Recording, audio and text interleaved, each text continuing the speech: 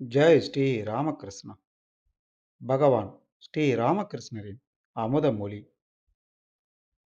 தியாகம் இல்லாமல் இறைவனை எப்படி பெறுவாய்? ஒரு பொருளின் மீது மற்றொரு பொருள் இருந்தால், மேலே உள்ள பொருளை எடுக்காமல் கீழே உள்ள பொருளை எப்படி எடுப்பது?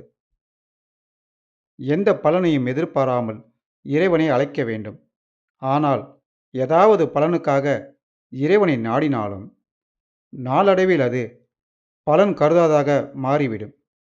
துருவன் நாட்டை அடைவதற்காக தவம் செய்தான். ஆனால் அதன் காரணமாக இறைவனையே அடையப் பெற்றான்.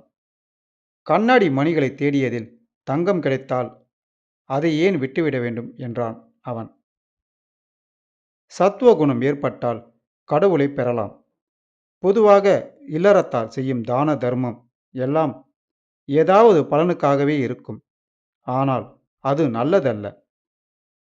பலன் கருதாமல் செய்தால் அது நல்லது. ஆனால் பலன் கருதாமல் வேலை செய்வது மிகவும் கடினம். உனக்கு இறைவனின் காட்சி கிடைக்கிறது. அப்போது அவரிடம், நான் இவ்வளவு குளம், படித்துறை, சாலைகள், டிஸ்பென்சரி, ஆஸ்பத்திரி எல்லாம் அமைக்க வேண்டும். எம்பெருமானே, அதற்கான வரம் கொடு என்றா கேட்பாய்?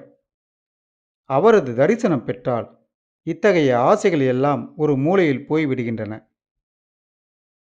அப்படியென்றால் கருணைச் செயல்கள், தான தர்மம் எதுவும் செய்யக்கூடாது என்று அர்த்தமா? அப்படியல்ல. உன் கண் முன்னால் யாராவது கஷ்டப்படுவதை காணும்போது உன்னிடம் பணம் இருக்குமானால் அவனுக்கு உதவுவது நல்லது. கொடு, கொடு, இவர்களுக்கு ஏதாவது கொடு என்கிறார் ஞானி. அதே வேளையில் நான் என்ன செய்ய முடியும்? கடவுள்தான் எல்லாம் செய்கிறார். மற்றவர்கள் எதுவும் செய்ய முடியாது என்று உணரவும் செய்கிறார்.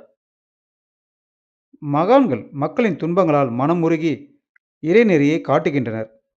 சங்கரர் மக்களுக்கு உபதேசிப்பதற்காகவே வித்யை ஞானை வைத்திருந்தார். அன்ன தானத்தை விட ஞான தானம், பக்தி தானம் மிகவும் சிறந்தது. சைத்தன்ய தேவர் சண்டாளர்களுக்கும் பக்தியை வாரி வழங்கினார். உடல் என்றால் அதில் சுக துக்கங்கள் இருக்கவே செய்யும். மாம்பழம் தின்ன வந்திருக்கிறாய், மாம்பழத்தை தின்றுவிட்டு போ. ஞானம், பக்தி இவற்றால் பலன் உண்டு. இறைவன் ஒருவனே உண்மை, மற்ற எதுவும் உண்மையல்ல. இறைவனே எல்லாம் செய்கிறான் என்றால் மனிதர்கள் தாராளமாக பாவங்களை செய்யலாமே என்று நீ சொல்லலாம். அப்படியல்ல, இறைவன்தான் கர்த்தா, நான் அல்ல என்று சரியாக உணர்பவனின் கால்கள் ஒருபோதும் தவறான தாளத்தில் ஆடாது. பகவான் ஸ்ரீ ராமகிருஷ்ணர். ஜெய் ஸ்ரீ ராமகிருஷ்ணா.